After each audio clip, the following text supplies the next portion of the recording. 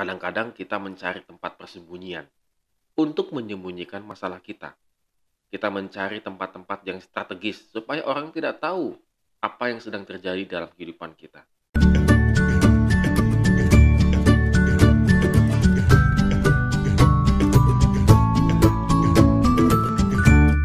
Morning Good Readers, kita mengucapkan syukur pada hari ini Tuhan memberikan kita kehidupan dan kekuatan untuk melakukan segala aktivitas kita. Dan marilah sebelum kita melakukan aktivitas kita ataupun yang sudah, kita kembali merenungkan firman Tuhan yang dilanjutkan di Mazmur pasal 54. Tetap semangat untuk membaca dan merenungkan firman Tuhan.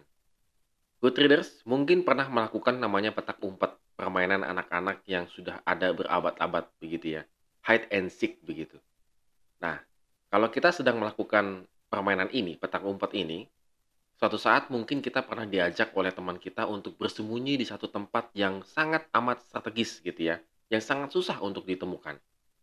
Kita melakukan persembunyian itu dan memang betul kita mungkin pernah mengalami susah banget dicarinya dan sampai kita memenangkan pertandingan itu. Lalu kemudian ketika teman kita yang ngajak kita bersembunyi ini jaga giliran yang mencari, tanpa kita sadari kita juga suka bersembunyi di tempat yang sama begitu. Lalu kemudian ketika karena dia yang menjaga dan dia yang tahu tempat itu, maka dia dengan gampang akan menemukan kita.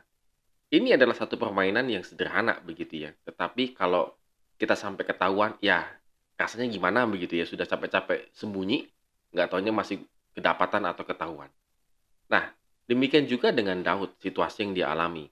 Kalau kita perhatikan di ayat yang kedua, ketika orang Zif datang mengatakan kepada Saul, Daud bersembunyi kepada kami. Nah, ini kan lucu ya. Daud datang kepada mereka dan bersembunyi di padang gurun Zif begitu ya. Dan itu adalah satu padang gurun yang tidak gampang untuk bisa dilalui orang kalau bukan orang-orang Zif yang ada di situ atau orang-orang yang ada di padang gurun itu. Dan Daud benar-benar datang ke sana dan orang Zif tahu padang gurun itu luasnya berapa, daerah-daerah mana yang untuk persembunyian dan seterusnya. Dan Daud melakukan persembunyian di sana. Dan yang paling gak enaknya adalah orang Zif itu membela kepada Saul. Nah, kita bisa kebayang bagaimana posisi Daud yang sedang melakukan petak umpet sama orang Zif yang tahu tempatnya, persembunyiannya, dan seterusnya. Yang tahu wilayahnya dengan pasti. Tentunya itu tinggal masalah waktu. Maka pasti Daud akan ketahuan dan bisa ditangkap oleh Saul kalau dalam situasi itu. Tetapi anehnya juga di 1 Samuel 23 ayat 14b dikatakan, Saul mencari dia tetapi Allah tidak menyerahkan dia ke dalam tangannya. Jadi benar-benar luar biasa. Seharusnya logikanya Daud itu pasti ketahuan. Karena Saul membawa orang Zif yang mengenali wilayah itu jengkal demi jengkalnya. Tetapi Daud itu tetap tidak tertangkap dan tetap bersembunyi. Ya, good readers, kita bisa melihat bagaimana ungkapan hatinya luar biasa di ayat yang ke-6. Sesungguhnya Allah adalah penolongku, Tuhanlah yang menopang aku. Good readers, akhirnya Daud sadar sesadar-sadarnya bahwa Tuhanlah yang benar-benar menolong Daud. Tuhanlah yang benar-benar menyembunyikan Daud dari masalah yang paling pelik dalam kehidupannya. Saya rasa demikian juga dengan kehidupan kita, good readers ya. Kadang-kadang kita mencari tempat persembunyian untuk menyembunyikan masalah kita. Kita mencari tempat-tempat yang strategis supaya orang tidak tahu apa yang sedang terjadi dalam kehidupan kita. Tetapi kita tidak bisa bersembunyi di hadapan Tuhan. Tuhan pasti menemukan kita. Mungkin kita sedang menyembunyikan dosa-dosa kita. Mungkin kita sedang benar-benar menutupi dosa-dosa kita dengan sangat rapi. Tetapi ketahuilah bahwa Tuhan juga tahu itu dengan pasti. Dan itu tinggal masalah waktu dan akan terungkap. Atau yang kedua, saudaraku, bahwa Tuhan itu adalah tempat persembunyian yang baik. Artinya apa?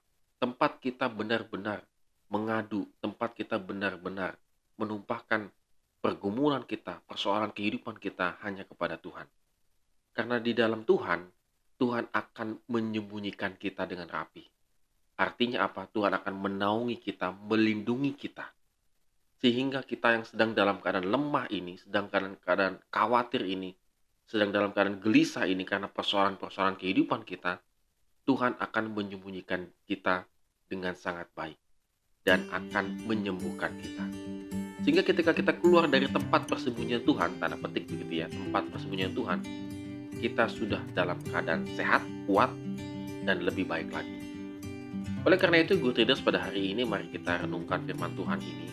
Apakah kita adalah orang yang menyembunyikan dosa-dosa kita di hadapan Tuhan, atau kita datang kepada Tuhan dan meminta perlindungan pertolongan kepada Tuhan?